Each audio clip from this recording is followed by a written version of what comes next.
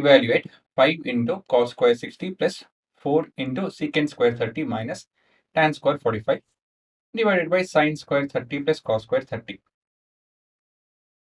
So ಉದ್ದದ problem ನಾನು trick ಏನಂತ ಹೇಳಿದ್ರೆ ಯಾವತ್ತಿದ್ರೂ ಉದ್ದದ ಪ್ರಾಬ್ಲಮ್ನ ನಾವು ಪಾರ್ಟ್ ಬೈ ಪಾರ್ಟ್ ಮಾಡಬೇಕಾಗುತ್ತೆ. ಸೊ ನ್ಯೂಮರೇಟರ್ ಮೊದಲು ಮಾಡಿ ಡಿನಾಮಿನೇಟರ್ ಆಮೇಲೆ ಮಾಡೋಣ.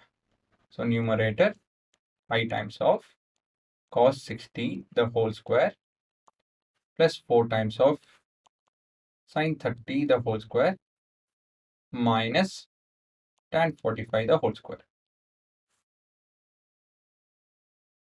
So ಇದು 5 into cos 60 ಎಷ್ಟು ಹುಡುಗರ half square is 1 by 4 plus 4 times of secant theta ಅಂದರೆ 1 by cos theta, that is 2 by root 3 the whole square minus tan 45 is 1 square.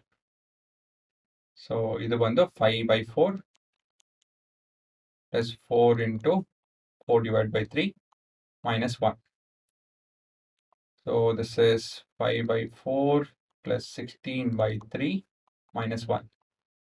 LCM ಬಂದಿಲ್ಲಿ 12 ಅಲ್ವಾ?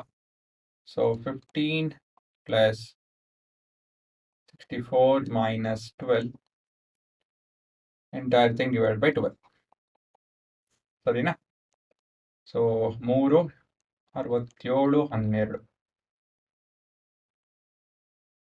ಮುಂದೆ denominator sin square 30 plus cos square 30. ಇದು ಉತ್ತರ ಬಂದು 1. ಇದೇನಕ್ಕೆ ಇದನ್ನ 1 ಅಂದ್ರೆ ಕಾನ್ಫಿಡೆಂಟ್ ಆಗಿ ಹೇಳಿದೆ ಅಂತ ಹೇಳಿ, ಅದು ಟ್ರಿಗ್ನೋಮೆಟ್ರಿಕ್ ಐಡೆಂಟಿಟಿ ಅಂತ ಒಂದು ಟಾಪಿಕ್ ಇದೆ, ಅದರಿಂದ ಗೊತ್ತಾಗುತ್ತೆ.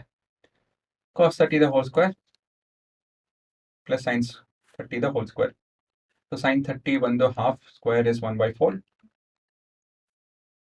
Cos 30 is root 3 by 2, that is 3 by 4. LCM ಬಂದು 4, 4 by 4 is 1. ಅಲ್ವಾ? ಸೊ ಮೊದಲೇ ಗೊತ್ತಿತ್ತು, ಅದು ನಿಮ್ಗೆ ಗೊತ್ತಾಗುತ್ತೆ, ತೊಂದರೆ ಇಲ್ಲ, ಹೋಗ್ತಾ ಹೋಗ್ತಾ ಗೊತ್ತಾಗುತ್ತೆ ನಿಮಗೆ. Numerator by denominator is 67 by 12 ಅಷ್ಟೇ, ಇನ್ನೇನಿಲ್ಲ. ಆಯ್ತಾ? ಪಾಸ್ ಮಾಡಿಕೊಂಡು ನೋಡಿ.